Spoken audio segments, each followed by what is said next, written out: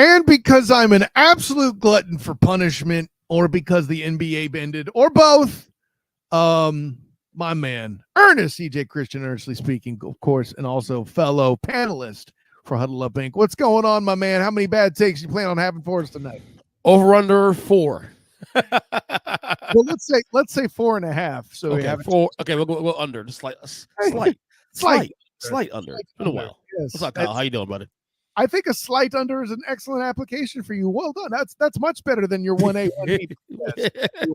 But it's too soon. Remember, football comes back soon. We'll be getting back to the 1A, 1B, and all the little different things I say that piss you off. My thing. I own that.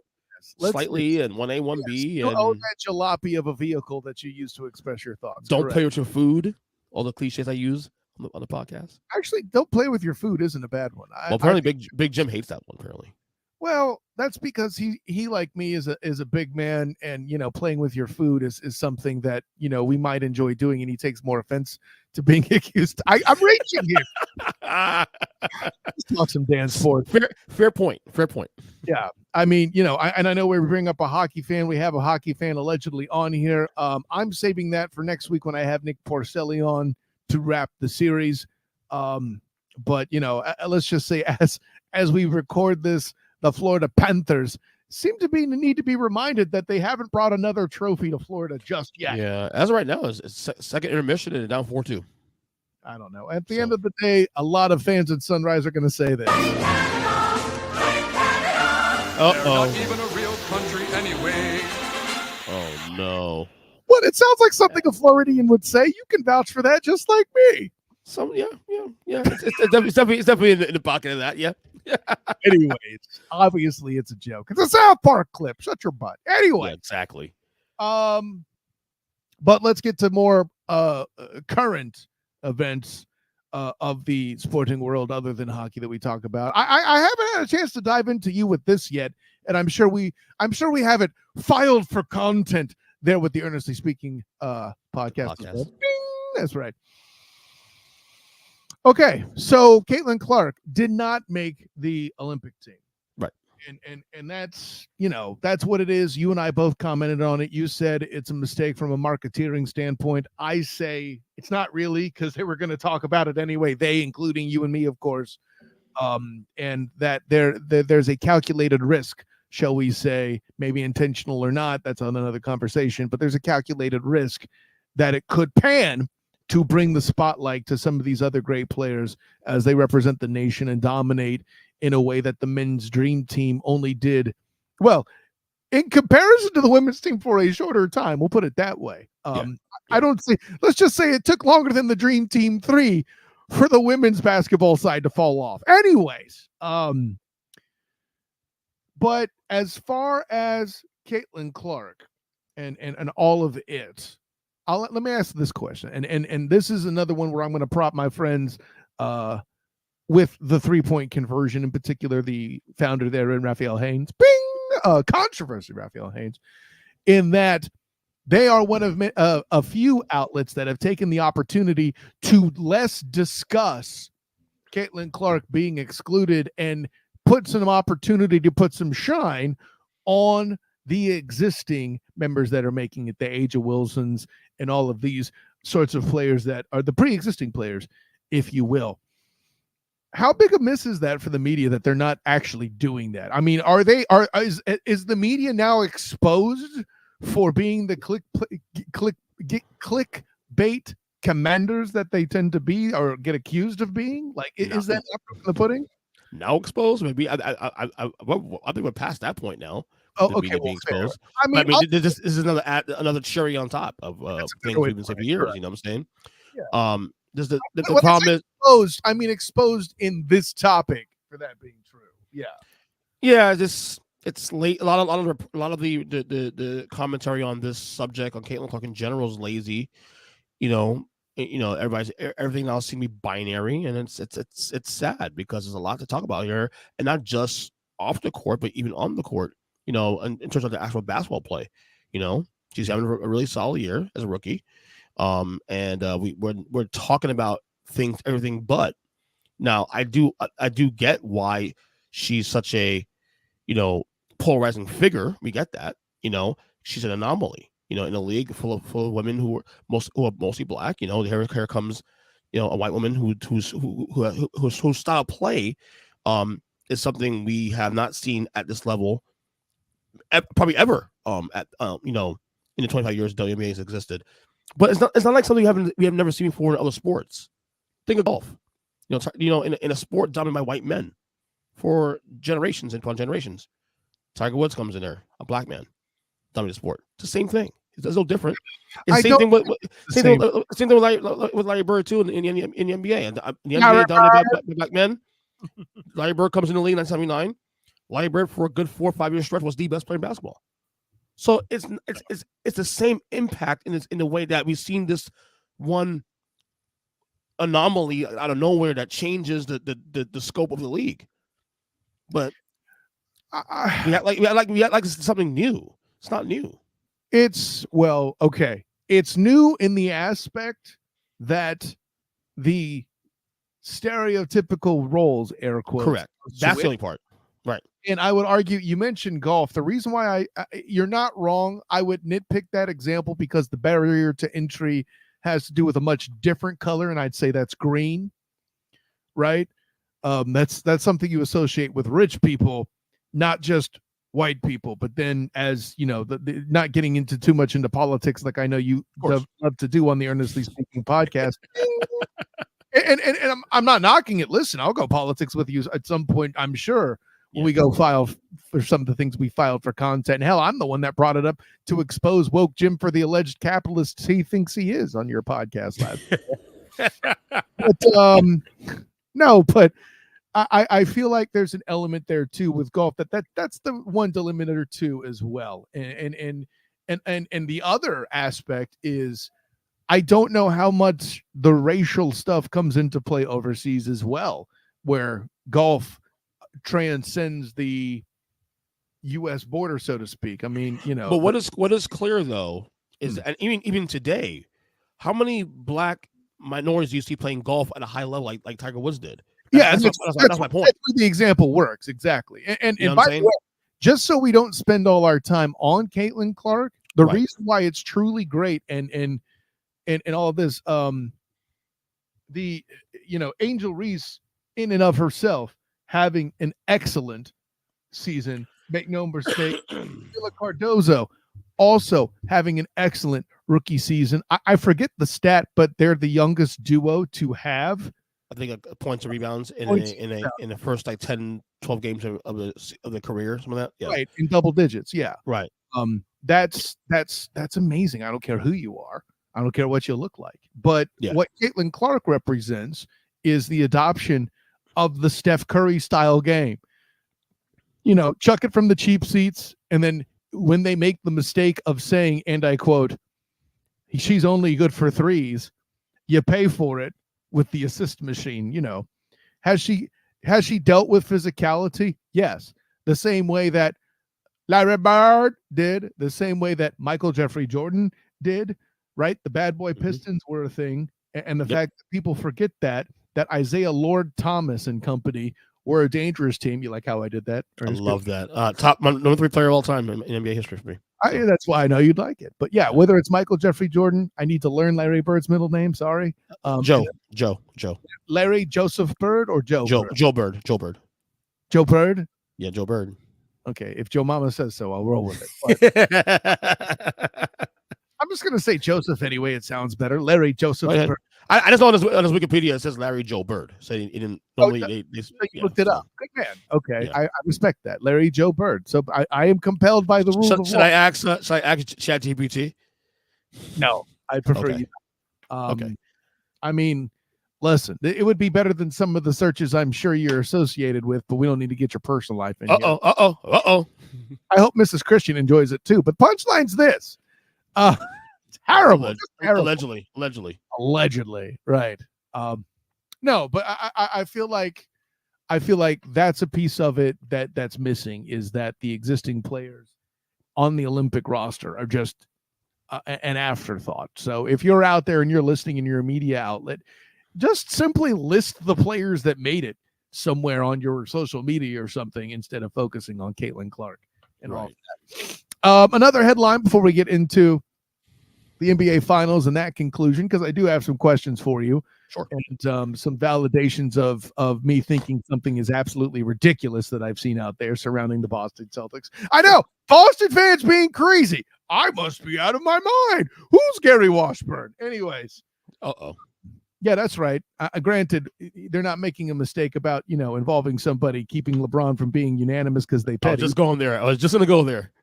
I was there. Anyways, I think that guy thinking that the freaking only one voter that cost LeBron the MVP in 2013. Pure pettiness. Just the same reason that Carmelo should have got it. Come on, get out of here. Michael Jeffrey Jordan did the same thing to Isaiah Lord Thomas. I'm just throwing it out there. Yeah. No disrespect to John Stockton, who should probably have 3-name status himself. Anyways, my question is heading to the NFL, and I'm not asking this just because I cover the Jags.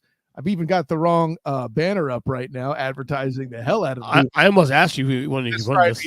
At 11. Bing! No, there you go. Was, shouts to my guy, of course, my co-host on Fridays, Travis Holmes of BigCatCountry.com. Bing! Oh, while we're here, EJ Christian, make sure you read my piece on Jaguars on SI. Bing! Surrounding Andre Sisco's comments about the contract extensions and why his making that comment is actually noteworthy. But anyways, shall we move on? We mentioned Trevor Lawrence's extension. There's a lot of people that are clamoring for and against. Where do you sit, Earnest Christian? I get the folks that are like puzzled by the whole deal, the numbers of the deal. I get it. I mean, Trevor Lawrence, is he a good quarterback? Yeah, he's a good quarterback. Is he a top 15 quarterback? Yeah, probably. Yeah, definitely top 15 quarterback. Top 15. He's arguably top 10. He certainly was top 10 going into last year. Last year was kind of a weird year. He had some moments, but then there was a lot of injuries, with the receiving core, all that. Thank you for acknowledging them. You're doing better than you can at least speak on more of that. I will. It was there, in my opinion, a slight disappointment in Trevor last year of like elevation, maybe a little bit, but at the same time, you probably speak on that better because you covered the team itself, just from where I'm standing at. Right. But it made sense because of where he is and where the league is going. You lock up the guy. They're not going to be bad enough to draft high to get another quarterback in the event that they're not going to fall apart. They're by the too way, good a team. The opportunity to go that route was this past draft. If they were going to actually try to replace Trevor, it would have been to move up and get a higher pick. You trying to say Mac Jones is not a threat? You're doing that just to trigger me.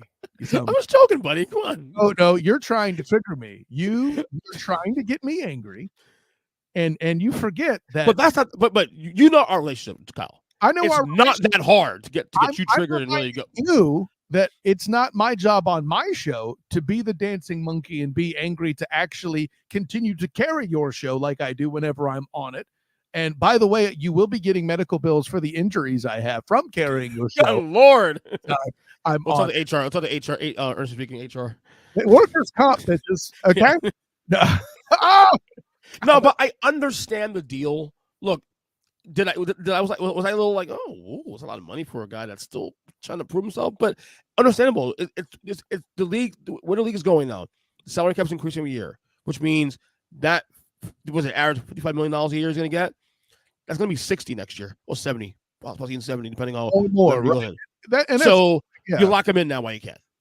I mean, that's why I took it. Right. And I even said this on the Duval Dive this past week. Bing! By the way, check it out on the Duval Dive at YouTube channel if you haven't yet. But point I made was they're paying number 2 receivers $30 million a year, Earnest Christian.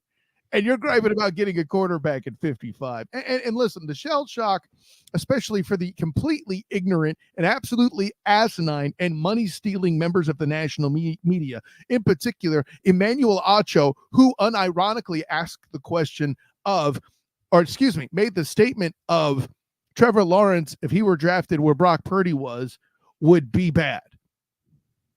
First of all, were that true, he wouldn't have been the number 1 overall pick. So shut it. A. B. You're already wrong because Kyle Shanahan coaching Trevor Lawrence would have done amazing things compared to Urban frickin' Meyer. And I wish we were on your show because I would have loved to curse at that point, Earnest Christian. That's how I feel. And you know, many of my cliches for years. You and I have been talking about my cliches. What's another one I have?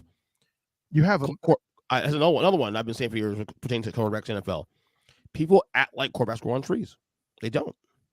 Oh, I don't know. Good quarterbacks. I don't know that I would put that as certainly one of your taglines, but good quarterbacks. I mean, and certainly good quarterbacks, or you know, quarterbacks that are at least. Daniel Jones, in fact, grew from a tree. Yes, correct. Yeah, you can find Daniel Jones anywhere else. Trust me at this point. So, but yeah, that's the asinine nature of this comparison. Oh, well, Trevor Lawrence's numbers look just as good as Daniel Jones's. That was the dumbest take ever.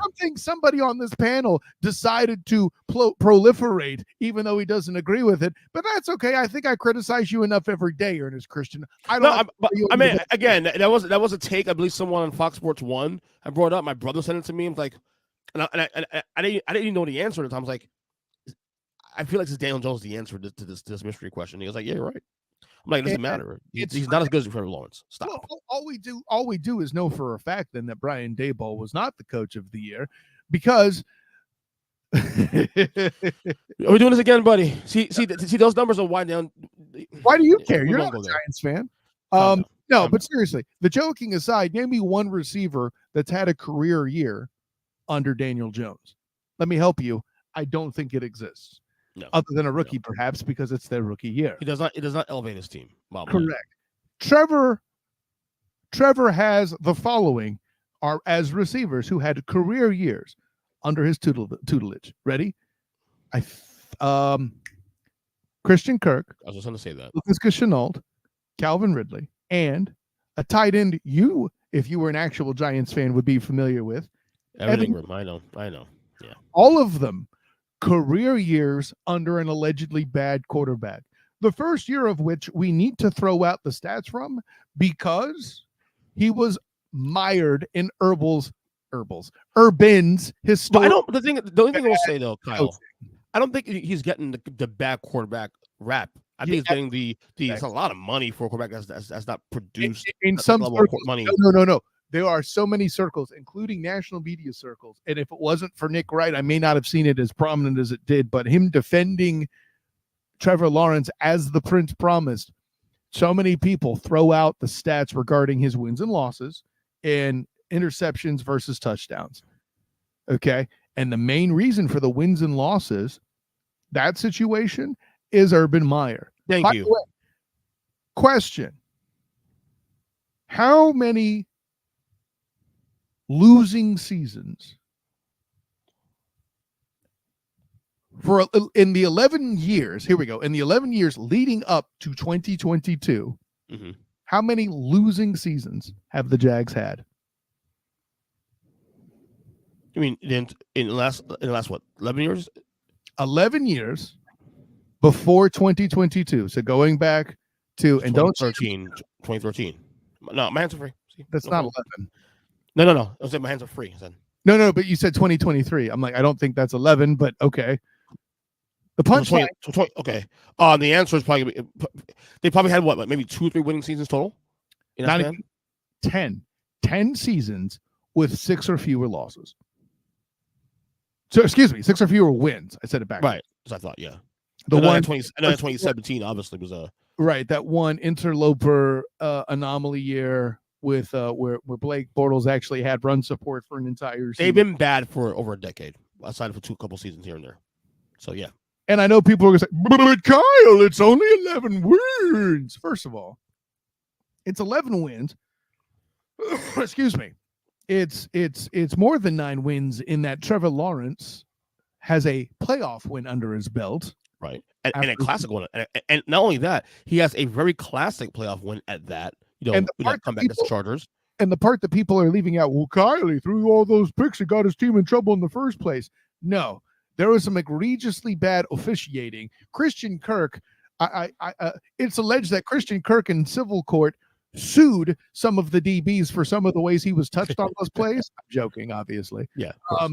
But, you know, there was some just egregious pass interference failures. And I'm not saying this is a fan. I'm not a Jaguars fan. I'm nothing like that. I wasn't going to make the flight to KC, so I didn't have a dog in the fight anyway. Who won that game, But yeah, and the fact that Trevor Lawrence led that comeback and made it possible is huge. And let me say this about Trevor Lawrence real quick. I don't think he gets enough credit for this too. Also, I don't think many quarterbacks in their rookie year could survive the mess that was the Jacksonville Jaguars in 2020. Was 21? 22? Well, that's the point I make under Urban Meyer. Yeah, but not just the losing, but all the stuff around that we didn't know about that we found out later on that was going on in that locker room. From the turnaround around a year later it's pretty impressive. Connecting to the coaching, and by the way, just having a generally mediocre back, supporting cast, Carlos Hyde at running back, LaVisca Chenault and Marvin Jones as receivers. I don't remember the name of the damn tight end. Okay, that should tell you everything. I think one was Dan Arnold. That was a big thing that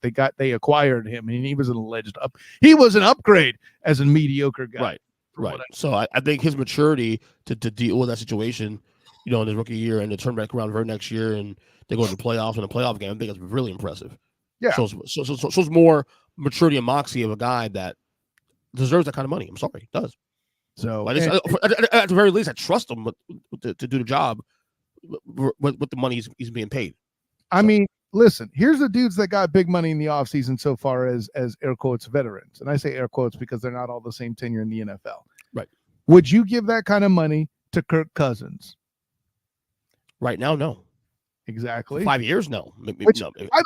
By the way, still the best agent in football, the guy presiding over the services of. I mean, I wouldn't mind paying him, $50 million a year for 2 years. Nah, fam. Not for a long-term 5-year deal. No. Nah, fam. Stick with the question. Don't make more bad takes. Okay. Thanks. What do you mean? Why is that a bad take? The thing is, he's an injury-prone choke artist. So real quick to get on the Kirk Cousins thing. I'm sorry, not injury prone. But the criticism of the Kirk Cousins deal isn't so much the money he's making per year. It's more so the length of the deal. That's what my criticism is. It's a 4-year deal. Well, Trevor Lawrence's is 5, yeah, but that includes. But that makes sense, Trevor Lawrence, because of his it's a bad. It's a bad deal to pay that kind of money per year for Kirk Cousins. Period. That's what I'm saying. Kirk Cousins. Well, it's a bad deal. I will defend you on this one. The injury, right? As I was going to get there, the injury. That is the only thing you're depending on. But he's still a very productive quarterback. If the injury didn't exist, we wouldn't be probably saying the same thing. With a worse O-line and his immobility, which is still true injury or not, it's a bad investment. So just you're come on. Don't make me tell you to stick to basketball, because if I dunk on you there too, you'll have nothing to lean on. You only get on because you're 7'5". Okay, chill out. All right, you have an inherent advantage from a 5'8" guy. That might be literally your best comeback you've ever made on this show. I mean it's the only truthful one too, probably. And of course, would you pay Jared Goff that money over Trevor Lawrence? No, you wouldn't. How the hell are you pausing right now? No. I wouldn't do it personally. I don't think he's that good, but that's the market. That's the market. But here's the thing: you can get better quarterbacks than that, I think. Or if you were confident in that, you should have drafted one. Now the Lions are in a different situation because they're kind of tied to him now, and they don't want to ruin the chemistry, and they paid for that, which I respect. And you'll notice certain elements and conditions of staggering guarantees in Jared Goff's contract as well.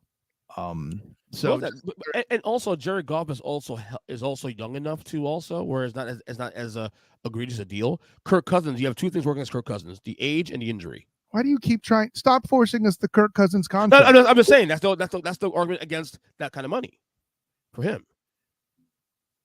To your point, the argument against Jared Goff is he's getting carried everywhere he's being taken. If Jared Goff deserves $50 million a year, Brock Purdy about to get paid. That's what. So you don't think Jared Goff is doing some load carrying himself? Or no, not as much as a quarterback with that kind of, let's say, negotiating prowess should. Here's where I'll meet you in the middle. I'll take Jared Goff's deal over Baker Mayfield's. and he's only getting 40 something. Baker's getting 30, yeah, close to 38, 37, yeah. I get it. Anyways, I get it. So, yeah, you're trying to make something a debate that isn't, and that's adorable. No. I'm actually glad we have this too, because we didn't have a chance really to talk much about free agency either on any of our platforms. So actually we did for a little bit, but then some of these deals came in after the fact, and I don't know. Football's not back yet, but we're getting closer. We're gonna start getting our feet wet a little bit. So. That's why I rock it every time on the Student of the Game. Anyways, that's true. Let's talk some hoop, man. Let's do it. I want to miss you, NBA. Well, you have hockey, right? Anyways, yeah. Did these finals have the Thanos feeling to it? I am inevitable for the Celtics. I was saying, on Twitter earlier, or X, what they call it now, that this finals felt so anticlimactic, and an anticlimactic team won because it felt like it was more about it's about time. But I'm not knocking the Celtics. Let me just say for the record, I'm not knocking the Celtics here. Yeah. Okay, it's just that this year they got every break imaginable. You have a Heat. And look, for the record, I picked them when the title for the year started. For the record, so I'm not saying they wouldn't have gotten here regardless. Holiday and Kristaps Porzingis were right. Big acquisitions, right? But the path here was definitely opened wider as you got to the playoffs in April.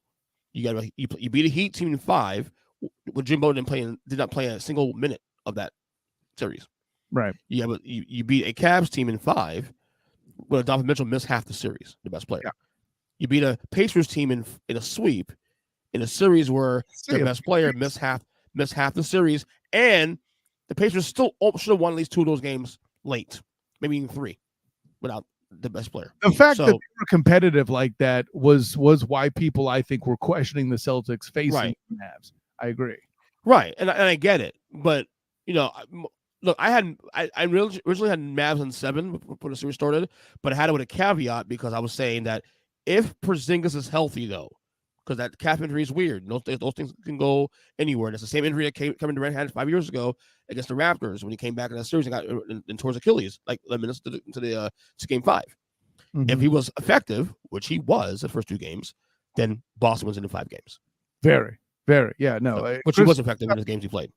Right. Kristaps Porzingis was, I'll put it this way, were he involved thoroughly in all the games rather than at a reduced rate, like in the final game here, he had 16 minutes. That's obviously not huge, Yeah. He would have been a greater impact, and still had a plus minus of 8. I'll leave that what it is. Yeah. Here's my thing. Okay. But it's 4-3 Edmonton now. Sorry? It's 4-3 Edmonton. 4 is coming back. That's great. Mm-hmm. Jaylen Brown, Finals MVP. Yeah. I'm not mad at it. Mm-hmm. I think Jrue Holiday's getting gypped. No, Jrue Holiday had a case, I will say. But Jaylen Brown was the most impactful player of the Stars when the series was in the balance. He was the best. I don't agree with that, but let me tell you why. Go ahead. Did he pick up the slack that the alleged star Jason Tatum, and I'm not saying this to slam Jason Tatum, but he did prove once again that he does disappear when the games are most important.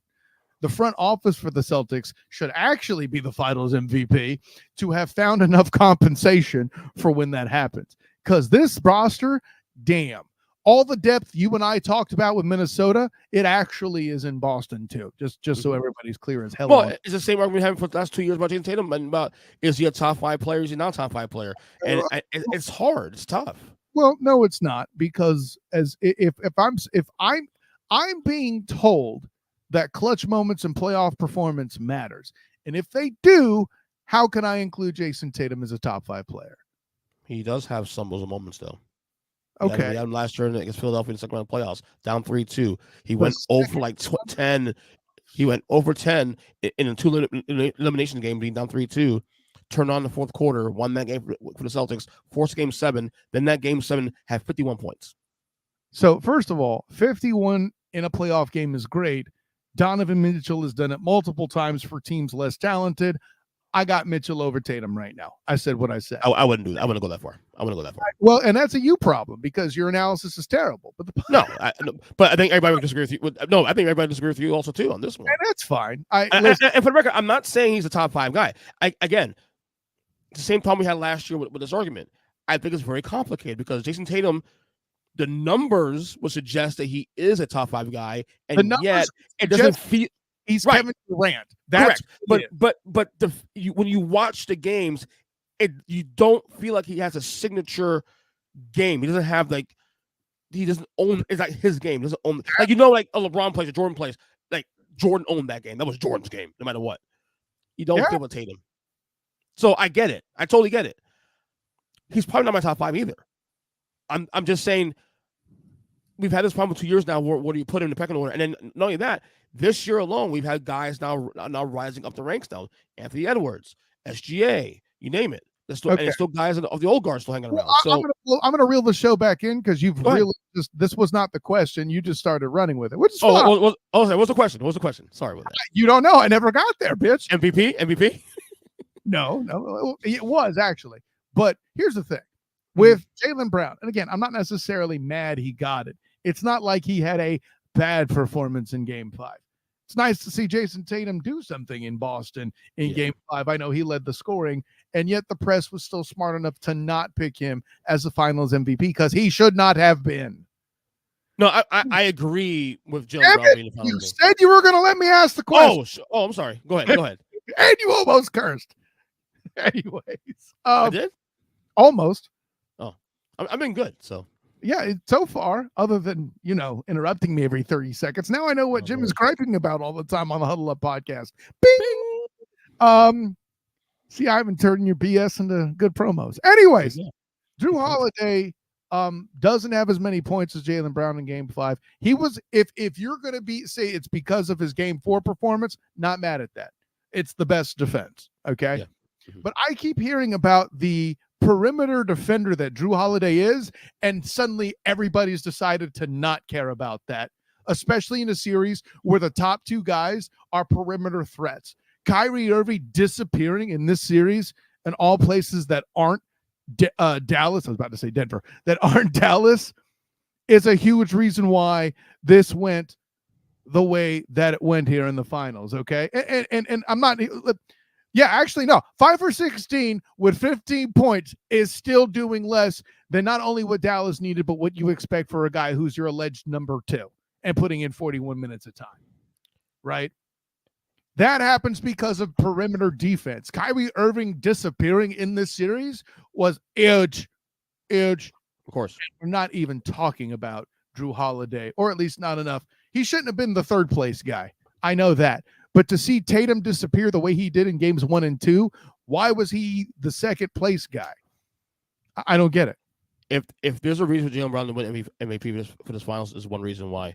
He not only was the best player in the games that mattered the most, the first 3, when the series was still in the balance, but also he took the biggest assignment of the series. Look at Doncic, and did a good job on him, also making it very inefficient. That's why he got MVP.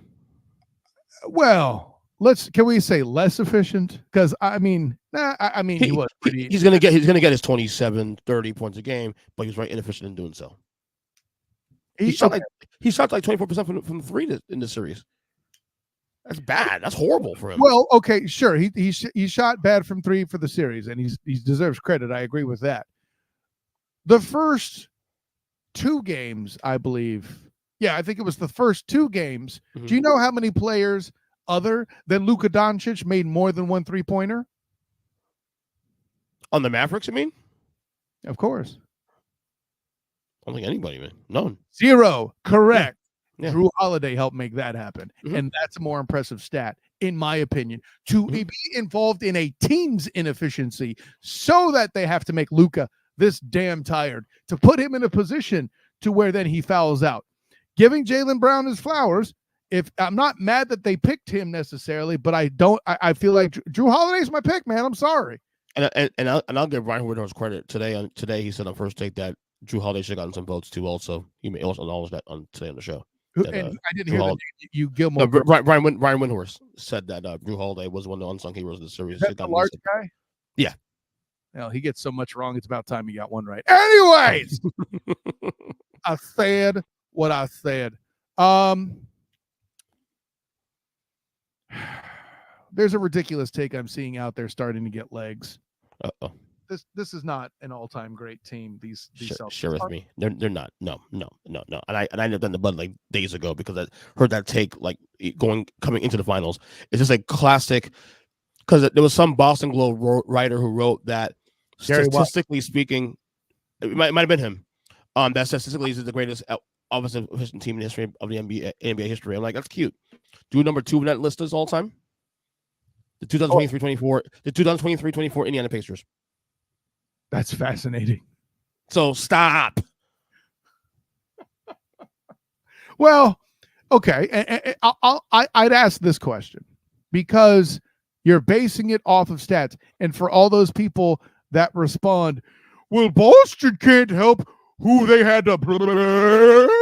This is why the opposing entities matter in these sorts of things. If you're going to say they had all-time great performances, having an easier road matters.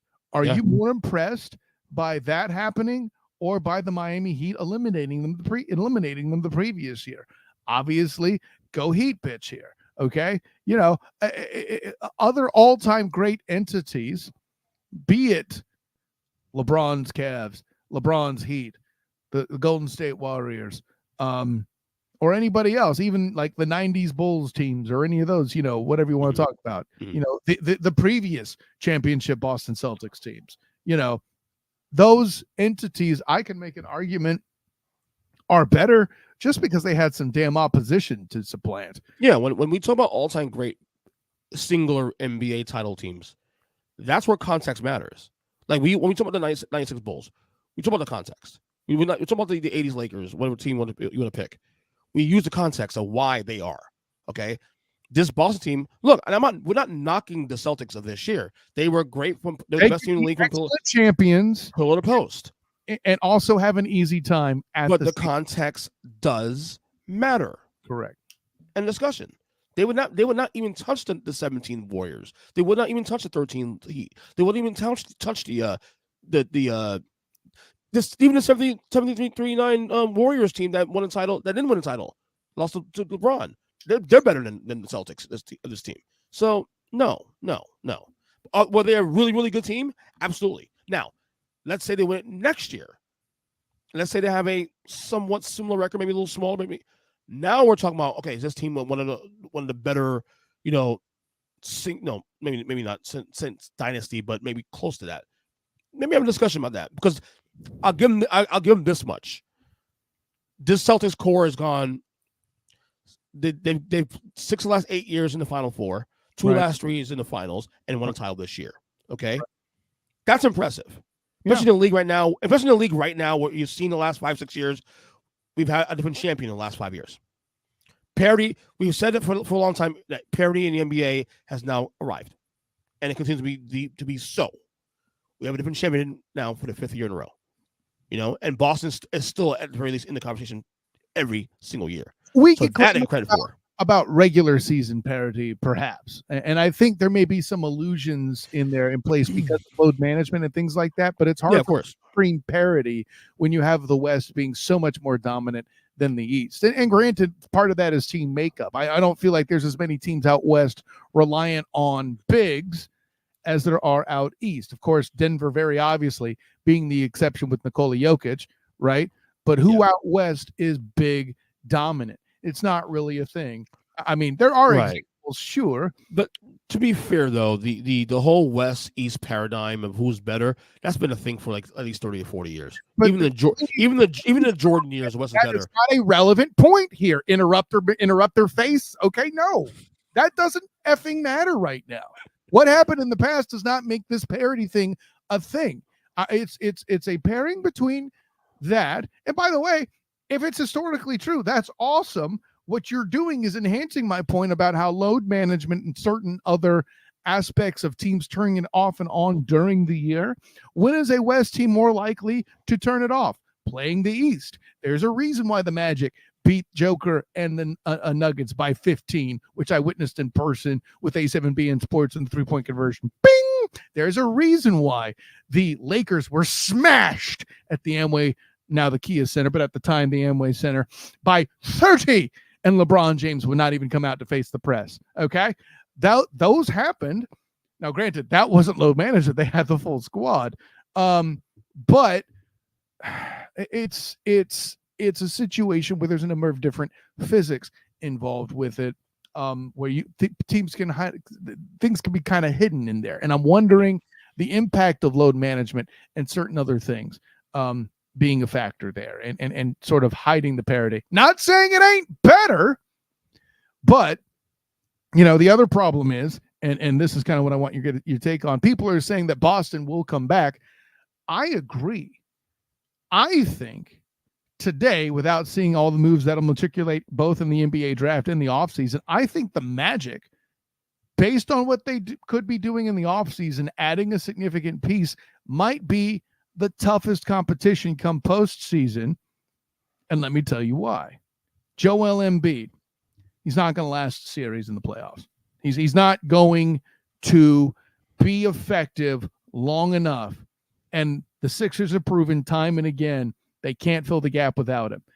The same thing is starting to apply now to Giannis Antetokounmpo, okay? It's the same thing. Chris Middleton, not a presence the same way. Drew Holiday, not a presence the same way. And now he's asked to carry more. Dame Lillard is not the same defensive presence, and this team has been known to intimidate people. I don't care who the coach is, if you want to blame Doc Rivers or like him, blame somebody else. See what I did there. But they're not a factor. I can't take the Pacers seriously. I use the analogy on them I use for the Saints. They love the score, can't stop anyone from doing it. Donovan Mitchell is probably out of Cleveland if you believe the scuttlebutt. They're no longer a factor.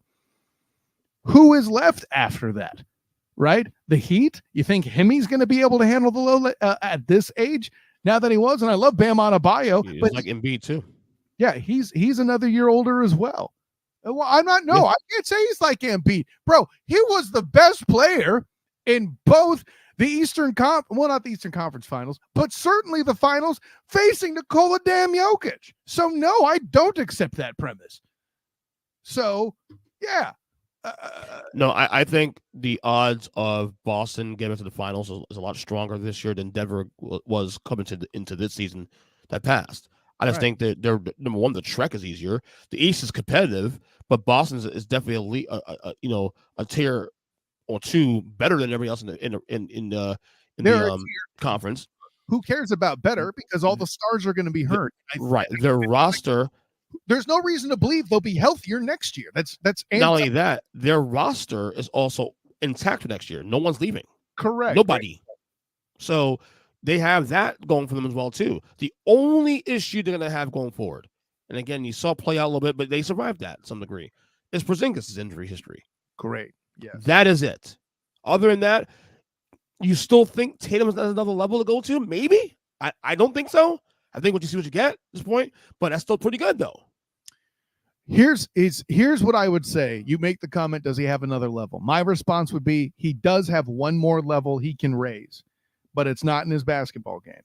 It's in his mental toughness. Correct. If he can produce in the clutch, if he does, like the example I'll give, ironically, is LeBron in the Miami Heat facing the Celtics. That game 5 that he just absolutely took command of because he was getting sick. People. Sorry? Game six. No, I mean 5. He was a badass in 6 too. Let's not get it twisted. And I can see why you get mixed up because it was both. But game 5, he said, no, this is my house. I mean, I said this is my house, but this is my court. I can play clutch. Hey, y'all Heatles, you sit and watch for a minute. I'm going to do my thing. We're talking about the same game, right? The game where like they were down 3-2 and then LeBron went ape shit, scored like 45, like that one. Because they lost that game, they're out in the playoffs. I don't think it was an elimination game. Okay. Good question you ask, and you cursed, but it's something I can let slip in because it's the right context. Right. But yeah, essentially that, which, I mean, really, when you think about it, was kind of the back half of that series. Yeah. Yeah. So, but to your point about Tatum, though, you are 1,000% correct on that, though. It's all mental at this point now. What did I say to you last year? If Jason Tatum had Jimmy Butler's heart, he would be the clear best player in basketball. It's not even close. Okay, I don't know if heart's the right thing, but I'll still sign off. The whole mental thing, the whole like focus and the aggro, when they call that. Close enough. Yeah, he has talent. The guy's uber talented. I don't think anybody here has said he's a bad basketball player. That's right. asinine. He's a wonderful NBA player, even not just basketball player. Right, absolutely. So, okay, well, I don't. You know what? I was going to ask you something about the draft, but nah, we can wait on that. EJ Christian, tell the world. Twitter or X, whatever you call it these days. I'm on there. You're a family man. You don't need to tell people you're on X. It sends the wrong message. EJ Christian 7, drug free, of course. Check out all my podcasts, Earnestly podcast, across any podcast catcher of your choice, or especially my YouTube page at youtube.com/@Earnest Christian. Check out all the content there, all the videos, the clips of the shows we do, of course. Cal, fun time as always. Only got one curse word in. That's it. I'm gonna let it was in context. It was something that I would not get SEC fined for, or FCC fined for. That's true. The Stock Exchange Commission doesn't care if you curse. Anyways, I'm Kyle Nash, the student of the game. You can find me on Twitter, Threads, and Instagram at the SOTG. Find me on Facebook as the student of the game. Check out my writings with the Black and Gold Banneret, the 3-point conversion, and Jaguars on SI. Of course, on Jaguars and SI, you can check out my latest piece on Andre Sisco's comments and what context they add to the offseason. I think a lot of you Duval devout out there, or not Duval devout out there, shout to GWSTWLIO, may find it interesting overall. Of course, check out my podcast on Friday with Travis Holmes of BigCatCountry.com as we do the Duval dive. Check out that. And also the YouTube page. If you haven't subscribed, hit the notification bell, all that stuff. Do all that. Please, we are growing that. That should be fun. I think I did all the writings. A7B in sports, of course. Didn't mention coverage with the Magic.